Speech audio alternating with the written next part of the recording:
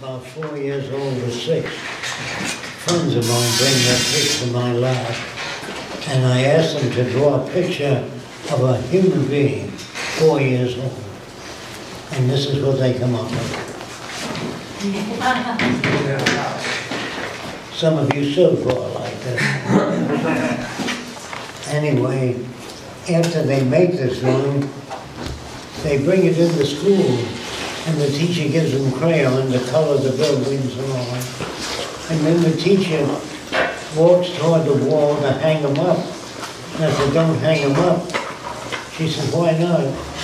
Because you will arrest the child at that level if you hang it up. She says, I don't know what you're talking about. So I called the kid over, and I said, how does that guy get into that building? And the kid says, I made the building too small right away, or the man too big, and he's changed right away. Then I asked him, does this guy eat anything? Looks like he never ate anything in his life. So the kid adds mass, not very good. You know what I mean? And he'll never do that again. That's what I mean by interrupt children. Don't hang up what they do, because it's childish. You know what I mean? There's people say, how do you get to children? That's how you get them. You ask them questions, because this guy can't get in that door. See? Now, I'm going to tell you a little more about that so you'll understand it better. Some assistant to the dean at Princeton came to some of my seminars. He came with a negative attitude. And when he left, he said, would you mind coming to Princeton and talking about the way you think? I said, they wouldn't listen to me either. He said, I'm assistant to the dean. I can make them listen to you. I said, good, okay. So I said, I'd like everybody to come, not just the sociology department. That's who he wanted me to address, the sociology department. I said, I want to address the whole university. How do you do that? He said, just say the subject is man can think or reason. That'll make them all angry. They'll all want to come.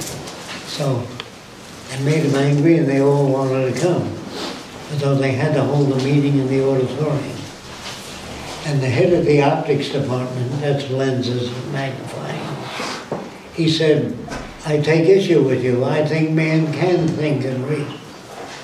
So I said to him, I haven't said one word yet, and you've come up with this. I said, give me one example of man thinking, anything. So he said, there are thousands of examples. I says, I can't do anything with that. Give me one. He says, well, there was a time when there was no camera, and somebody had to think of a camera. See, that's where he took issue with me. So I said to him, did you know that in the Holy Land, 1,000 years ago, they made domes out of clay, mud, and they used to sag. So they put branches in with the mud to keep it from sagging. And they had no glass windows in those days. So they made a small hole in the mud, very small. And if the sun was out, you saw people walking upside down on your wall, on the inside.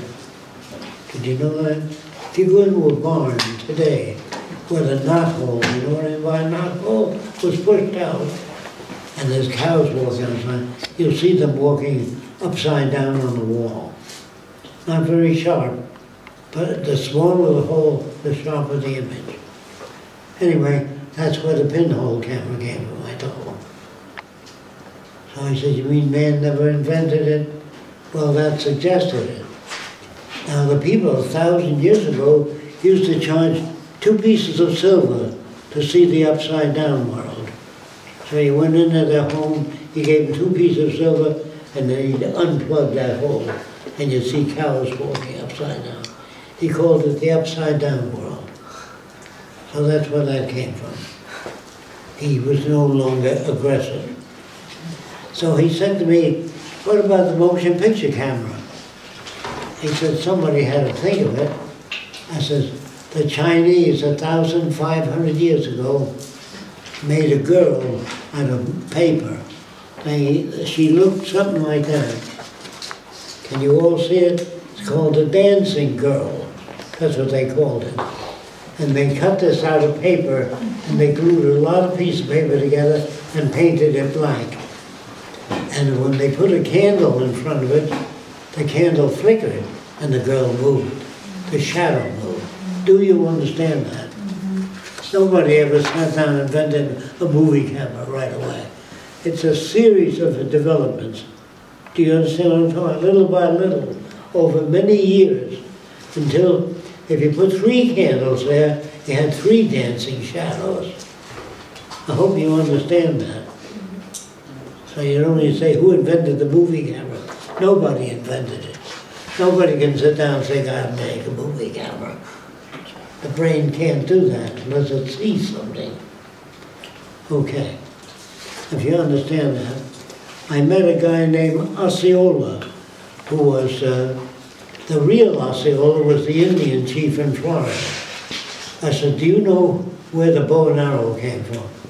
He said, no, but his great-grandfather told him that the Indians, American Indians, used to skin a bear and put it out in the sun, and it would shrink to half the size, and that bothered them.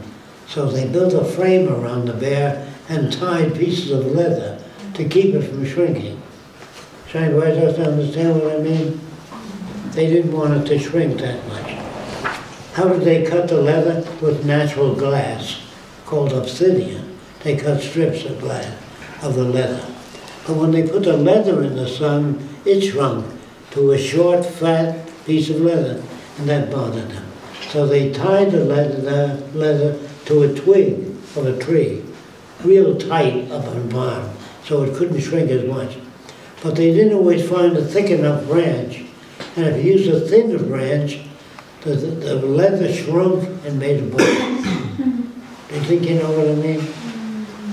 If you don't understand me, when you cut the leather strip into a fine strip like that, and you tie it to a thin branch,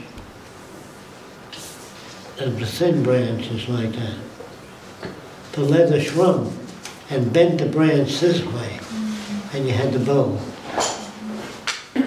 Want to hold it up, Jacque? Hold it up? Yeah. The bow looked like that. When the leather shrunk, it pulled the wood into a bow shape. And that's where the bow and arrow came from. And if you plucked on it, it went bang. So if you took different sizes, you made a heart. But it didn't, man didn't sit down and say, I got to make a bow and arrow. It doesn't work like that. All inventors work the way I'm talking about. They see something, and that something stimulates it. Now, we don't always know what it was, but here it is again. This is a man sitting in the cave. Can you see it? It's not a very good drawing. When normal little boys climb a hill, if they step on a severe incline, they slip. But you look for a slight flat, and you get up by stepping on the slight flat. Do you know what I mean by that? After you live there 10 years, the hill gets to look different. It gets to look like this.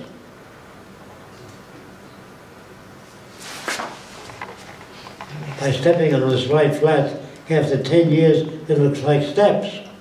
So when you move to a new cave, you made steps.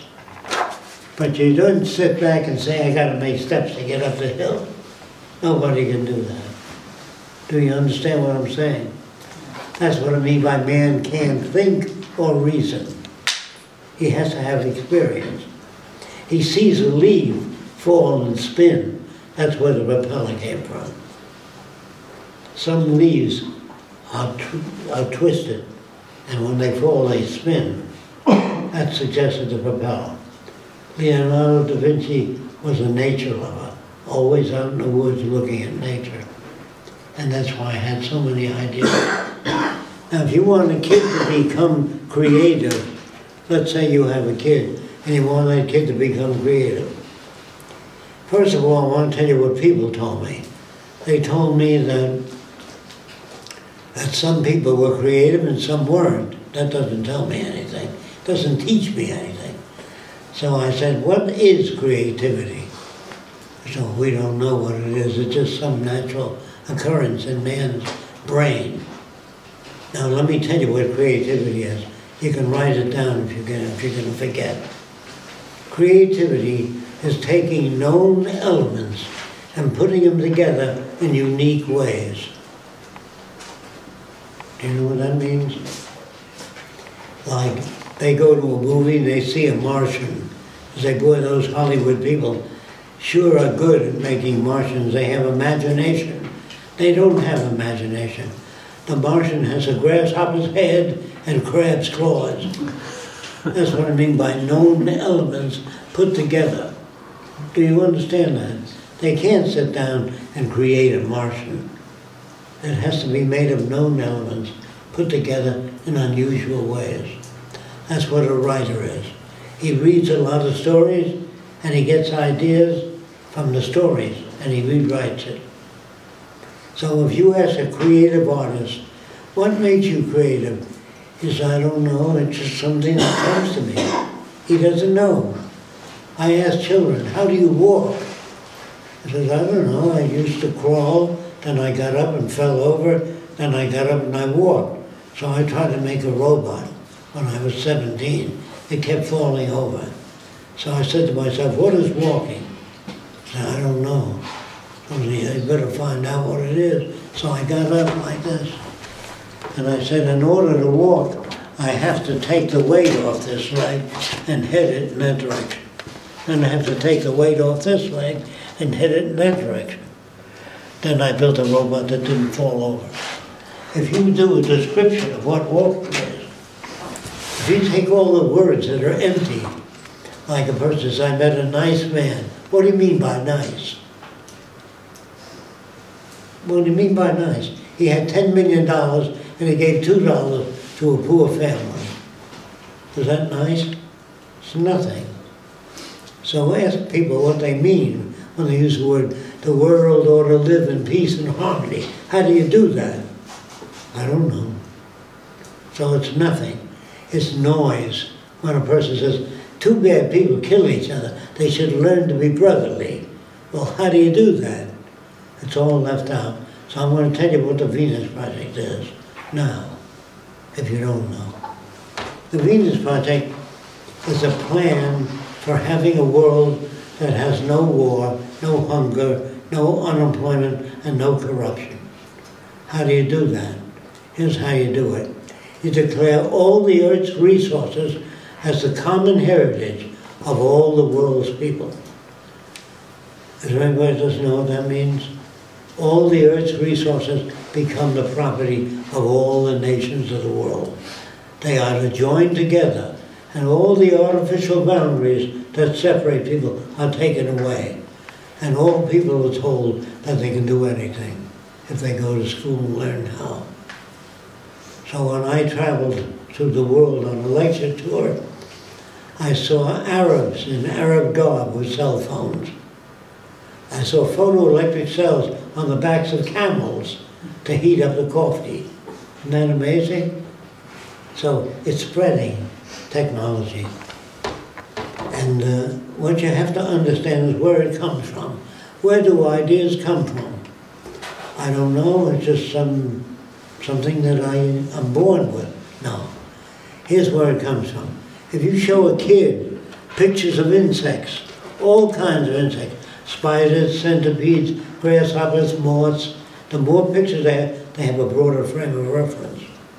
Then show them different kinds of people from Japan, China, Thailand, different faces. He has a broader concept. But if he just sees Americans, he doesn't understand when he sees a Filipino. What's the matter with him? Or what a funny face he has. Nobody has a funny face. They're different than we are. You know what I mean? So show a kid thousands of pictures, then ask him to draw. He'll draw more than he would had not seen those pictures of insects. So the people in Hollywood look at a lot of picture books, look at different sailboats, motor cars. The more you look at, the broader your creativity. So anybody else know what I'm talking about? And if you deprive a child of looking at pictures of different kinds of people, different types of electric motors, hundreds of different types, the more they look at, the broader the creativity. Creativity is not something you're born with. It's something you're trained to by showing kids pictures of different things. Then he says, I'm going to make my own people. He makes them of a little bits from all the other people. Do you understand what I mean?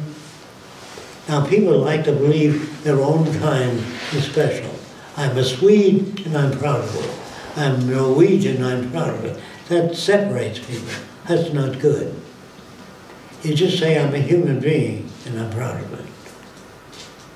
See, when you make a patriot of somebody, they say, pledge allegiance to the United States. My grandfather loused me up. During the Depression, he said people came from all over the world to America, and they brought the printing press. The Arabs gave us mathematics, I don't know if you know that. Algebra. A guy named Algebra was an Arab, gave us algebra.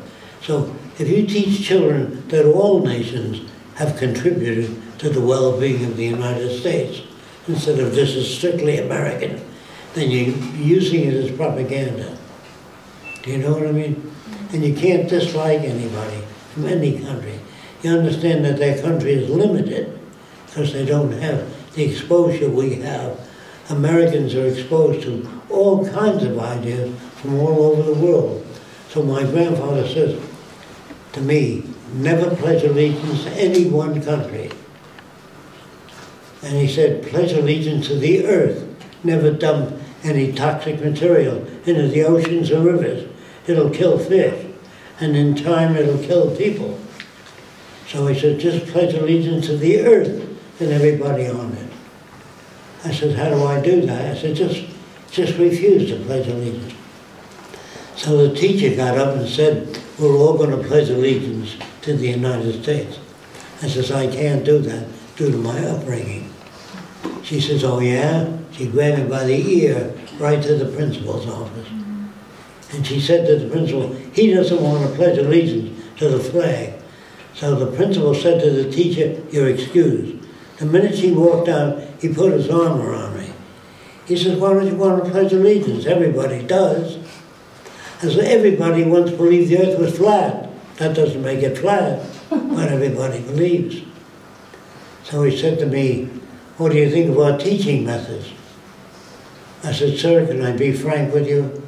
He says, of course, it's the only way to be. I said, they're terrible. The teacher uses a language that I don't understand. When I spell cat with a K, she said, that's wrong. Now what the hell does that wrong tell you? Nothing. She said, we could have used a C instead of a K. That's the way we do it. But she said, that's wrong, which doesn't tell you anything. Then she said, that's not what I told you. That doesn't tell me anything either. You understand what I mean? Just saying this is the greatest country in the world doesn't tell me anything. I said, you have to give me more information. Well, it's isolated from the rest of the countries. There can't be an invasion right away. They have to cross the ocean to get here. You know what I mean? Now, where did we get this land? We stole it from the Indians. The Indians didn't say, come on over, build whatever you want to build, do whatever you want to do. No, we slaughtered thousands of Indians. And after that, we put up a reward of $10 for every Indian you killed. There were government agencies. And a guy walked over to a government agency and he said, I just killed 10 Indians. So the government says, how do we know that? I said, what do you mean? Got to bring back a piece of the Indian. Scalp. So they started to scalp Indians and brought 10 scalps back. That's how they knew how many Indians you killed. But the Indians fought back. They fought real hard. So we slaughtered millions of buffalo to try to starve the Indians. After we succeeded in that, we drove them into the desert region and gave them the worst land in the country. Very little good land. And we took it away from them. And when they say the sun never sets on England, what do you think, where do you think the British got all that land from? They stole it by wars, invasions. All nations Germany, England, France, all stole the land. So I'm saying they're all corrupt. Do you understand what I'm saying? I'm not mad at any one country, they're all lousy. People ask me, where's a good place to go? I said, I don't have to make it. So, what does the Venus Project really want? What the Venus Project wants is to tell all people that they are capable of great creativity. They're capable of good design if they're educated to do so. But if they live in a primitive country, they do the same thing over and over again. Like up the Amazon River, there are natives that build boats the same way they built them 1,000 years ago, rafts. They copy their friends, but they never change. But in a country where you say, think differently, see if you can work out a boat that's faster, cheaper than the one you're making. So you have to encourage people to do that. Otherwise they do the same thing. They copy each other. Okay? Now, when I say the first man that made an airplane doesn't make an airplane from his head. He says, man tried to fly, what did he do? How did he do it? He made wings and he beat them. That didn't work. He made wings that were too small, the plane didn't get off the ground.